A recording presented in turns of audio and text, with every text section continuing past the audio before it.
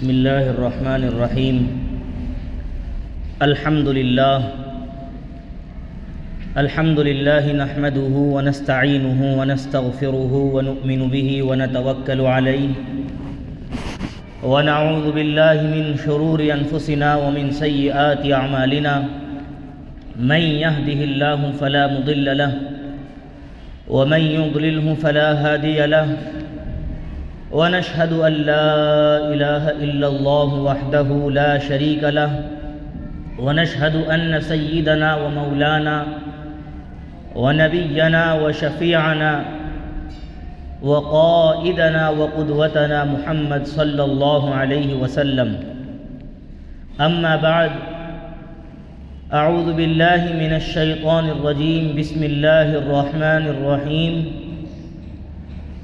ولا تنازعوا فتفشلوا وتذهب ريحكم واصبروا إن الله مع الصابرين. وقال الله سبحانه تبارك وتعالى واعتصموا بحبل الله جميعا ولا تفرقوا صدق الله العظيم. عزیزان محترم، بزرگوں، دینی و ایمانی بھائیوں، شاعر مشرق علامہ اقبال رحمۃ اللہ علیہ نے کہا تھا، منفعت ایک ہے اس قوم کی، نقصان بھی ایک ہی سب کا نبی، ایک ہی سب کا نبی، دین بھی ایمان بھی ایک، حرم پاک بھی قرآن بھی اللہ بھی ایک، کیا بڑی بات تھی ہوتے جو مسلمان بھی ایک، فرقہ بندی ہے کہیں اور کہیں ذاتیں ہیں، فرقہ بندی ہے کہیں اور کہیں ذاتیں ہیں، کیا زمانے میں پنپنے کی یہی باتیں ہیں. میری آج گفتگو کا عنوان یہی ایک شعر ہے. شاعری وہ ایک مضمون ہے، وہ ایک ٹاپک ہے، وہ ایک سبجیکٹ ہے کہ گھنٹوں کی بات 2 لائنوں میں کہی جا سکتی ہے. چونکہ ہم اس سے وابستگی نہیں رکھتے اور شاعری کے سلسلے میں اکثر لوگوں کا مزاج غلط ہوتا ہے اور وہ یہ سمجھتے ہیں کہ یہ تو صرف ایک عشق و محبت کا نام ہے. نہیں، ایسا نہیں ہے. قرآن کریم میں جہاں شعراء کے بارے میں ذکر آیا ہے تو قرآن کریم ہمیں رہنمائی کرتا ہے، وَالشُّعَرَاءُ يَتَّبِعُهُمُ الْغَاوُونَ أَلَمْ تَرَ أَنَّهُمْ فِي كُلِّ وَادٍ يَهِيمُونَ وَأَنَّهُمْ يَقُولُونَ مَا لَا يَفْعَلُونَ إِلَّا الَّذِينَ آمَنُوا وَعَمِلُوا الصَّالِحَاتِ. جو شعراء ہیں وہ اکثر بے بنیاد چیزوں کی اتباع کرتے ہیں. کیا تم نہیں دیکھتے کہ وہ وادیوں میں بھٹکتے رہتے ہیں، یعنی خیالات کی وادیوں میں، اور وہ جو کچھ کہتے ہیں وہ کرتے نہیں ہیں، یعنی ان کے قول و فعل میں اور گفتار و کردار میں تضاد ہوتا ہے. ان کی بات الگ ہوتی ہے، عمل الگ ہوتا ہے، سوائے چند لوگوں کے جو ایمان لائے اور نیک عمل کیا. معلوم ہوا کہ جہاں برے شعراء ہیں وہاں اچھے شعراء بھی ہیں.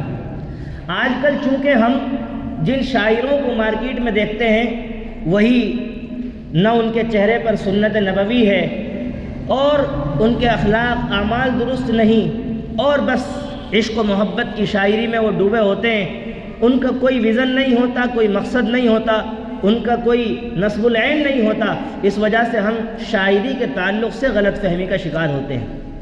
جبکہ آپ اگر شاعری سے متعلق آپ پڑھیں گے تو باقاعدہ طور پر اللہ کے نبی صلی اللہ علیہ وسلم جس دور میں مبعوث ہوئے اس زمانے میں بھی شاعری کا ایک ذوق تھا. بہت سارے صحابہ کرام رضوان اللہ علیہم اجمعین نے اللہ کے نبی کی شان میں اشعار پڑھے اور اللہ کے نبی نے ان کو سراہا بھی، ان کی تعریف بھی کی، بلکہ انعام بھی دیا.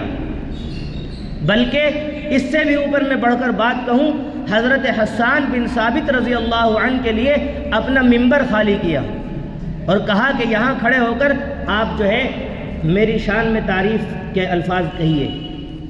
حضرت حسان بن ثابت رضی اللہ عنہ نے کہا تھا، وَأَحْسَنُ مِنْكَ لَمْ تَرَ قَطُّ عَيْنِي وَأَجْمَلُ مِنْكَ لَمْ تَلِدِ النِّسَاءُ خُلِقْتَ مُبَرَّأً مِنْ كُلِّ عَيْبٍ کأنک قد خلقت کما تشاء، اے محمد میری آنکھ نے آپ سے زیادہ حسین و جمیل آج تک نہیں دیکھا، وَأَحْسَنُ مِنْكَ لَمْ تَرَ قَطُّ عَيْنِي وَأَجْمَلُ مِنْكَ لَمْ تَلِدِ النِّسَاءُ، اور کسی ماں نے آپ سے زیادہ خوبصورت آج تک جنا ہی نہیں، خُلِقْتَ مُبَرَّأً مِنْ كُلِّ عَيْبٍ، آپ کو ہر ظاہری اور باطنی عیب سے پاک پیدا کیا گیا، نہ آپ کے ظاہر میں کوئی عیب تھا اور نہ آپ کے باطن میں کوئی عیب تھا، خُلِقْتَ مُبَرَّأً مِنْ كُلِّ عَيْبٍ، آپ کو ہر عیب سے پاک پیدا کیا گیا، کأنک قد خلقت کما تشاء، گویا کہ آپ کو ایسے ہی پیدا کیا گیا جیسا کہ آپ چاہتے تھے۔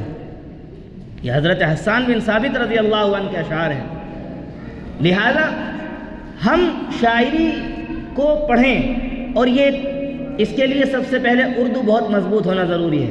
علامہ اقبال رحمۃ اللہ علیہ نے اس طرح کے شعر کہے ہیں کہ اس پر کون سا ایسا مضمون ہے جو علامہ اقبال نے چھوڑا ہو، ہر عنوان پر آپ کے اشعار ملتے ہیں۔ لہذا جو یہ شعر میں نے پڑھا ہے یہ بھی علامہ اقبال رحمۃ اللہ علیہ کا شعر ہے، جن کا انتقال 1938 میں ہوا۔ انہوں نے کہا منفعت ایک ہے اس قوم کی، نقصان بھی ایک۔ منفعت کہتے ہیں فائدے کو، چونکہ ہماری اردو مضبوط نہیں ہے اس لیے شعر کا صحیح مطلب سمجھ میں نہیں آتا۔ منفعت کہتے ہیں فائدے کو، منفعت ایک ہے اس قوم کی، نقصان بھی ایک، ایک ہی سب کا نبی، دین بھی ایمان بھی ایک، حرم پاک بھی قرآن بھی اللہ بھی ایک، کیا بڑی بات تھی ہوتے جو مسلمان بھی ایک، فرقہ بندی ہے کہیں اور کہیں ذاتیں ہیں، کیا زمانے میں پنپنے کی یہی باتیں ہیں۔ آج جو ہندوستان کا ایک سیاسی پس منظر ہے، میری بات توجہ چاہے گی تھوڑا سا، آج ہندوستان کا جو سیاسی پس منظر ہے، ہم اپنی آبادی دیکھیں، گورنمنٹ کے مطابق وہ کہتے ہیں کہ مسلمان 14% سے کچھ زیادہ ہیں، جبکہ اس سے بھی زیادہ ہیں، کیونکہ اکثر کا ووٹر لسٹ میں نام ہی نہیں ہے۔ لہذا ان کی بات مانی جائے کہ 14% ہی تصور کیا جائے، اور اس کے مقابلے میں سکھ جو کہ صرف 2% ہیں، لیکن ان کی اپنی ایک سیاسی طاقت و قوت ہے۔ آج مسلمان کے تعلق سے کچھ بھی کہہ دیا جاتا ہے لیکن اس کا کوئی ایکشن نہیں ہوتا، لیکن سکھ کے تعلق سے ابھی آپ نے کچھ دن پہلے دیکھا ہوگا کہ راجستھان کے علاقے میں کچھ بات کہی گئی تو معافی مانگنی پڑی ہے۔ یہ کس بنیاد پر ہے؟ یہ اتحاد و اتفاق کی بنیاد پر ہے۔ آج ہم نہ جانے کتنی شقوں میں بٹ گئے ہیں، کہیں میں نے جو شعر پڑھا، فرقہ بندی ہے کہیں اور کہیں ذاتیں ہیں، کوئی فرقوں میں بٹ گیا ہے، یہ دیوبندی ہے، یہ بریلوی ہے، یہ اہل حدیث ہے، یہ فلاں ہے، یہ فلاں ہے، اور یہ فلاں ہے، یہ فلاں ہے، اور جہاں یہ چیز نہیں ہے وہاں برادر پرستی ہے، یہ فلاں برادری ہے، یہ فلاں برادری ہے، یہ فلاں برادری ہے، وہ اس کو اچھا نہیں بتاتا، یہ اس کو اچھا نہیں بتاتا۔ کیا اللہ نے ہمیں اسی لیے پیدا کیا تھا؟ ہرگز نہیں۔ اللہ کہتے ہیں قرآن میں، یا ایھا الناس انا خلقناکم من ذکر و انثی، مسلمانوں کو خطاب نہیں کیا، ساری کائنات انسانی کے لوگوں کو مخاطب کر کے کہا ہے، اے لوگو ہم نے تمہیں ایک مرد ایک عورت سے پیدا کیا ہے، وجعلناکم شعوبا وقبائل لتعارفوا، ہم نے تمہارے درمیان ذات، برادری، قبیلے اس لیے بنائے تاکہ تم ایک دوسرے کو پہچان سکو، اس سے زیادہ اس کی کوئی حیثیت نہیں ہے۔ ان اکرمکم عند اللہ اتقاکم، کسی برادری کا کوئی فضیلت کا معیار نہیں، کوئی برادری اپنے آپ کو یہ سمجھے کہ میں برادری کی نسبت پر مجھے فضیلت حاصل ہوگی، ہرگز نہیں۔ اللہ کہتے ہیں ان اکرمکم عند اللہ اتقاکم، تم میں سب سے زیادہ اللہ کی نظر میں وہ باعزت ہے جو اللہ سے سب سے زیادہ ڈرنے والا ہے۔ لیکن آج نہ جانے کس کس بات کو فخر کے طور پر کہا جاتا ہے جس کا کوئی سر نہ پیر، کوئی شجرہ نسب نہیں، کوئی کنیکشن نہیں، بس اپنی فخر بیان کرنے میں، اپنی بڑائی بیان کرنے میں لگے ہوئے ہیں، اور اس کے چکر میں نہ جانے کتنی لڑائیاں ہوتی ہیں۔ میرے بزرگوں، اسلام ہمیں اتحاد کا پیغام دیتا ہے۔ جتنے زیادہ مضامین اسلام کے اندر اتحاد کے ہیں کسی اور مذہب میں مل ہی نہیں سکتے، کیونکہ یہ آسمانی مذہب ہے۔ اسلام کے علاوہ دنیا میں جتنے بھی مذہب ہیں وہ آسمانی مذہب نہیں ہیں، ان کی کوئی تعلیمات نہیں ہیں۔ یہ اسلام ہے جس کی ایک مکمل تعلیم ہے اور ہر جگہ اسلام ہمیں رہنمائی کرتا ہے۔ لیکن افسوس کی بات ہے کہ ہم اپنے آپ کو مسلمان کہتے ہیں اور اسلام کی باتوں پر عمل نہیں کرتے۔ ذرا سے اختلاف ہوا، چھوٹی چھوٹی باتوں پر پتہ نہیں کتنے کتنے سال آپس میں ترک تعلقات کیے جاتے ہیں، بولنا چھوڑ دیا جاتا ہے، اور جب بات بتائی جائے کہتے ہیں جی بات تو ٹھیک ہے قرآن و حدیث کی، ہمارا مزاج نہیں ملتا، ہم کر نہیں سکتے۔ کیوں نہیں کر سکتے؟ معلوم ہوا کہ آپ پھر اسی آیت کے مصداق نظر آتے ہیں، افرأیت من اتخذ الہہ ہوا۔ اللہ تعالیٰ قرآن میں کہتے ہیں تمہارا کیا خیال ہے ایسے شخص کے بارے میں جس نے اپنی خواہش نفس کو اپنا معبود بنا لیا ہے، جس نے اپنی نفس کی خواہش کو اپنا معبود بنا لیا ہے، جو میرا دل چاہے گا میں وہ کروں گا۔ کیا اسلام اس چیز کا نام ہے؟ نہیں، اسلام اس چیز کا نام ہے جو اللہ اور رسول کا حکم ہوگا میں وہ کروں گا۔ آج جو لوگ اپنی مرضی کی نماز پڑھتے ہیں، بہت معذرت کے ساتھ یہ بات سن لیجئے، جو جب دل میں آیا نماز پڑھ لی اور جب دل میں آیا چھوڑ دی، وہ اللہ کے حکم پر نماز نہیں پڑھ رہے ہیں۔ میری بات کی گہرائی محسوس کیجئے گا۔ جو لوگ اس طرح نماز پڑھتے ہیں، گنڈے دار نمازی ہیں، جب دل میں آیا پڑھ لی اور جب دل میں آیا چھوڑ دی، یہ اللہ کے حکم کو فالو نہیں کر رہے ہیں، اللہ کے حکم کا اتباع نہیں کر رہے ہیں، یہ اپنے نفس کی خواہش پر چل رہے ہیں۔ جب ان کا نفس چاہتا ہے نماز پڑھنے میں مزہ آتا ہے پڑھ لیتے ہیں، نہیں مزہ آتا تو نہیں پڑھتے۔ میرے بزرگوں، یہ نہیں ہے اسلام، یہ نہیں ہے اسلام۔ اسلام تو کہتا ہے تم پر ہر حالت میں نماز فرض ہے، ہر حالت میں، بیماری کی حالت ہو تب بھی فرض ہے، صحت کی حالت ہو تب بھی فرض ہے۔ لیکن ہم نے اپنے نفس کو اپنا معبود بنا لیا، بت بنا لیا ہے۔ ہمارا نفس جو چاہتا ہے آپ دیکھیے نا، جب تسبیح پڑھنے میں مزہ آتا ہے تو پڑھتے ہیں اور جب مزہ نہیں آتا چھوڑ دیتے ہیں۔ کیا تسبیح مزے کے لیے؟ جب قرآن کی تلاوت میں مزہ آتا ہے تو پڑھتے ہیں اور جب مزہ نہیں آتا تو نہیں پڑھتے۔ یعنی اس کا مطلب تو یہ ہوا جو آپ کا نفس کہے گا آپ وہ کریں گے۔ آپ کے نفس کو مزہ نہ آئے 2 سال تک قرآن کی تلاوت میں تو آپ چھوڑے بیٹھے رہیں گے۔ یہ تو نفس کی اتباع ہے، یہ اللہ کی اتباع نہیں ہے، یہ رسول کی اتباع نہیں ہے۔ جبکہ قرآن کریم میں کہا قل اطیعوا اللہ والرسول، اللہ اور اس کے رسول کی فرما برداری کرو، نفس کی فرما برداری کرنے کا حکم نہیں دیا گیا۔ لہذا میں یہ عرض کر رہا تھا کہ آج ہمارے اندر جو یہ سارے اختلافات ہیں یہ ہماری جڑوں کو کمزور کر رہے ہیں۔ علامہ اقبال نے ایک شعر کہا تھا، ایک ہو جائے تو بن سکتے ہیں خورشید مبین۔ سورج دیکھتے ہیں آپ ایک ہی ہے لیکن پوری دنیا کو روشنی دیتا ہے۔ سورج ایک ہے لیکن پوری دنیا کو منور کرتا ہے۔ ساری دنیا میں سورج جب نکلتا ہے ساری دنیا پر اس کی روشنی چھا جاتی ہے اور ساری دنیا کو گرمی بھی فراہم کرتا ہے، روشنی بھی فراہم کرتا ہے۔ لیکن تارے اس کے مقابلے میں کتنے زیادہ ہیں، لیکن ان سے کچھ نہیں ہوتا۔ علامہ اقبال نے کہا تھا ایک ہو جائیں تو بن سکتے ہیں خورشید مبین۔ خورشید کہتے ہیں سورج کو، ایک ہو جائیں تو بن سکتے ہیں خورشید مبین، ورنہ ان بکھرے ہوئے تاروں سے کیا بات بنے۔ آج ہماری جو حیثیت ہے وہ بکھرے ہوئے تاروں کی ہے۔ برادری چھوڑ دو میرے بزرگوں، ایک خاندان میں ایک کنبے میں نہ جانے کتنے اختلافات پائے جاتے ہیں۔ کوئی ہماری بات کو ذرا سا پانی نہ دے بس ہمارا اس سے تعلق ختم، بس وہ ہماری نظر میں برا ہو گیا۔ ہائے ہائے ہائے، کتنی غلط بات ہے۔ اور یہاں تک ہمارے ضمیر گر گئے، ایک آدمی کی ہم برائی کرتے ہیں لیکن سامنے والے بندے سے جس سے ہمارے تعلقات اچھے ہیں اس سے کچھ بات ہو جائے، اس کی تعریف کرنی شروع، پھر اس کی برائی شروع۔ ہمارا کہیں ضمیر ہے یا کوئی اسٹینڈ ہے ہمارا؟ یہ تو اس کو کہتے ہیں بے تلی کا لوٹا، جدھر چاہا لڑک گیا۔ نہیں نہیں میرے بزرگوں، یہ بات نہیں ہے، یہ اسلام کے خلاف ہے بالکل۔ اپنا ضمیر بنائیے، اپنے ضمیر کو جھنجھوڑیے اور صحیح معنی میں اسلام پر آئیے۔ یہ فرقے بندی، یہ ذات برادری، آپ بتائیے کرسچن کے قبرستان ہوتے ہیں، کہیں دیکھا ہے یہ الگ ہے یہ الگ ہے؟ ایک ہی ہوتا ہے. ہمارے دیکھ لو یہ فلاں برادری کا یہ فلاں برادری کا. کیا گورے غریبہ پہلے نہیں ہوتے تھے؟ سب اس میں دفن ہوتے تھے. لیکن افسوس آج ہم نہ جانے یعنی ایسی باتوں پر بٹے ہوئے ہیں جن کی کوئی بنیاد نہیں ہے، سر پیر نہیں ہے. مسجدیں الگ ہیں. میں کوئی اس کو پوائنٹ آؤٹ کر کے نہیں کہہ رہا ہوں.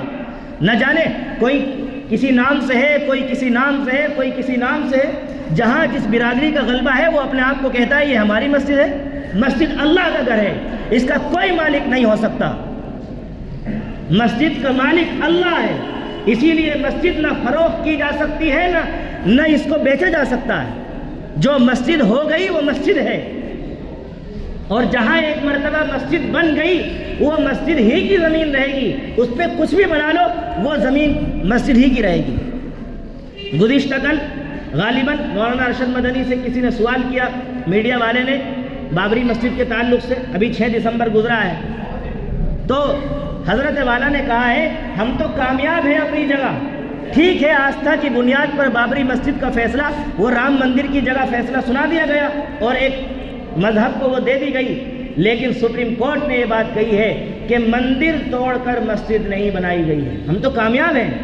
جس بنیاد پر ہم کیس لڑ رہے تھے ہم کامیاب ہیں. وہ اگرچہ نہیں ملی کوئی بات نہیں، لیکن سپریم کورٹ نے یہ بات کہی ہے. جب وہ فیصلہ آیا تھا نا، آپ نے دیکھا ہوگا 10 پہلو ادھر بیان کیے گئے، 10 پہلو ادھر بیان کیے گئے، اور لگتا تھا کہ مسلمانوں کے حق میں فیصلہ ہوگا، لیکن کہا کہ آستھا کی بنیاد پر، عقیدت کی بنیاد پر یہ فیصلہ سنایا جا رہا ہے. حضرت نے فرمایا ہم تو کامیاب ہیں. سپریم کورٹ یہ بات کہنے پر مجبور ہے کہ مندر توڑ کر مسجد نہیں بنائی گئی ہے. لہذا یہ الزام جو تم بابر پر لگا رہے تھے یہ اب تم پر عائد ہو رہا ہے. بابر تو اس الزام سے بری. میرے بزرگوں، ہم تھوڑا سا اپنے آپ کو بیدار کریں. جمعے کے بیان کی جو حیثیت ہمارے ذہنوں میں ہے نا، وہ صرف یہیں تک ہے کہ بس آئیں سنے چلے جائیں، اس سے کچھ نہیں ہوتا. نہ مجھے اس طرح کے بیان کرنے کی عادت ہے اور نہ میں اس طرح بیان کرنا چاہتا. بہت سن لیے امت نے بیان اور بہت ہو لیے بیانات. چینجنگ کی ضرورت ہے، اپنے آپ میں تبدیلی لانے کی ضرورت ہے. مجھے بتاؤ، لوگ کہتے ہیں جی فلاں جگہ. ارے بھائی، عمل کرنا چاہو تو اپنی مسجد کے امام کے بیان سن کر عمل کر سکتے ہو. اگر اپنی زندگی میں چینجنگ لانا چاہو اور تبدیلی پیدا کرنا چاہو تو اپنی مسجد کے امام کے خطاب کو سن کر بیان کر اپنے اندر تبدیلی لا سکتے ہو. اور اگر چینجنگ نہیں لانا چاہتے تو بڑے سے بڑے حضرت کا بیان سن لو، نہیں آ سکتی.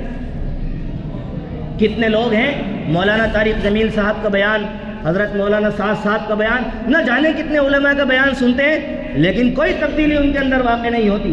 معلوم ہوا کہ تبدیلی کی نیت نہیں ہے. اور یہ اللہ کا فرمان ہے، ان اللہ لا یغیر ما بقوم حتی یغیروا ما بانفسہم. جو قوم اپنے آپ کو خود بدلنا نہیں چاہتی، اللہ کو بھی اسے بدلنے کی کوئی ضرورت نہیں ہے. آپ کو اپنے اندر طلب پیدا کرنی پڑے گی. یہ داعیہ اور یہ نیت آپ کو کرنا پڑے گا کہ ہاں میں بدلنا چاہتا ہوں. مجھے اب مسئلہ کیا ہے؟ چلو یہ تو بہت بات کی بات ہے کہ ہم نیت کریں بدلنے کی. سب سے پہلے تو ہم یہی ضرورت محسوس نہیں کرتے کہ ہمیں تبدیلی کی ضرورت ہے. ہر آدمی اپنے آپ کو کامل مکمل سمجھ رہا ہے. ہر آدمی اپنے آپ کو ٹھیک سمجھ رہا ہے. جس پہ پورا قرآن آتا ہے وہ بھی اپنے آپ کو ٹھیک سمجھ رہا ہے، اور جس پہ سورہ فاتحہ بھی نہیں آتی وہ بھی اپنے آپ کو مکمل سمجھ رہا ہے. کوئی آدمی اپنی اصلاح کی ضرورت محسوس نہیں کر رہا ہے.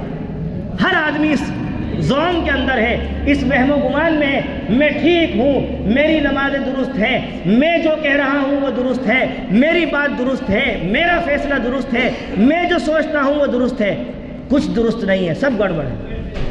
لہذا جب آپ یہ محسوس کریں گے اپنے اندر، ہاں مجھے اصلاح کی ضرورت ہے، میرا نفس بگڑ گیا ہے، میرا دل بگڑ گیا ہے، مجھے اصلاح کی ضرورت ہے، تب آپ نیت کریں گے. اور جب نیت کریں گے تو اللہ کی طرف سے عمل کی توفیق ہوگی. ورنہ کتنے بیان سن لو، کچھ نہیں ہو سکتا.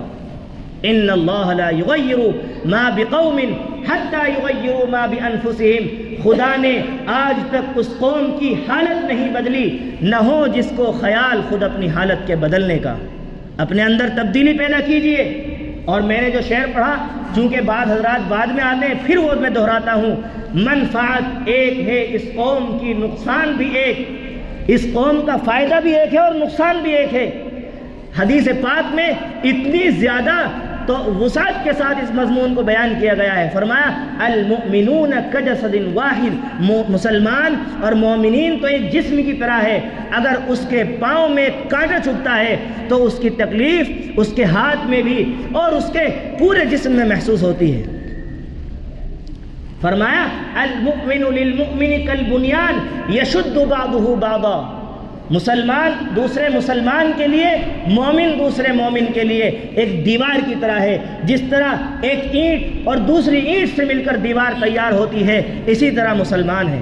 قرآن حکیم میں فرمایا یا ایھا الذین آمنوا اتقوا اللہ حق تقاتہ ولا تموتن الا وانتم مسلمون، اے ایمان والو اللہ سے ایسے ڈرو جیسا کہ اس سے ڈرنے کا حق ہے، اپنی مرضی سے نہیں، ایسے ڈرو جیسا اس سے ڈرنا چاہیے، ولا تموتن الا وانتم مسلمون، اور اسلام پر ہی تم مرنا، واعتصموا بحبل اللہ، اللہ کی رسی کو مضبوطی سے پکڑ لو، ولا تفرقوا، آپس میں تتر بتر مت ہو، آپس میں فرقہ بندی مت کرو۔ ہجرت کے 3 سال کے بعد غزوہ احد پیش آیا، اس میں ایک طرح سے مسلمانوں کو ہار ملی، کیوں؟ آپ نے کبھی غور کیا؟ اس کے آپ مضامین کو پڑھیے، غزوہ احد میں مسلمانوں کو جو شکست ہوئی ہے اس کی بنیاد تھی آپس کا انتشار۔ اللہ کے نبی نے فرمایا تھا ہم چاہے جیتے چاہے ہاریں تمہیں اس گھاٹی سے نہیں ہٹنا ہے، لیکن جب نظر آیا کہ ہاں مسلمانوں کو جیت مل رہی ہے، ان کے امیر نے کہا یہاں سے مت ہٹو، وہ پھر بھی ہٹ گئے، بات نہیں مانی۔ کیا ہوا؟ صرف دماغ کا تھوڑا سا فتور تھا، حالانکہ کوئی ان کی گناہ کی نیت نہیں تھی، لیکن ذہنی انتشار سے صرف اور صرف جیتی ہوئی جنگ ہار میں تبدیل ہو گئی۔ ذہنی انتشار سے اور ذہنی فساد سے اور ذہنی افتراق سے جیتی ہوئی جنگ ہار میں تبدیل ہو گئی۔